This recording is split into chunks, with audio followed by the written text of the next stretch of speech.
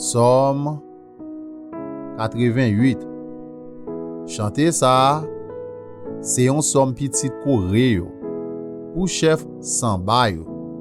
Fait yo chanter ensemble tant kouti moun l'école. C'est chanter aimant, moun la ville Ezra.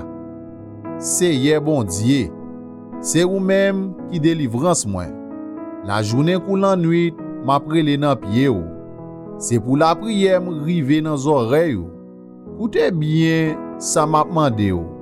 En pile malheur tombé sous moi. Moi pas capable encore. Moi prêt pour mourir. Moi tant kou moun qui sous dernier souffle.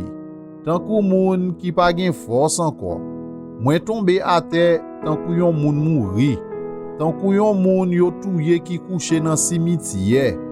Oui, tant kou yon moun oublié net. Tant kou yon moun ou pas ka faire rien encore pour lui. Ou voyez me jeter dans yon gros trou bien fort. Côté qui fait noir en pile. Dans yon trou sans fond. Moi senti ou en colère en pile sous moi. C'est crasé ou crasé en bas main ou. Ou fait tout zami yo la game. Yo youn pas ka senti m'bo côté yo. Moi ferme yon côté. Moi pas ka sorti. J'ai ma boule tellement m'a souffri. C'est hier. C'est chaque jour m'a prélé ou. M'a l'ouvri des bras m'ba ou. Est-ce que c'est pour moun mourir ou faire miracle? Est-ce que mon ka lever pour faire louange?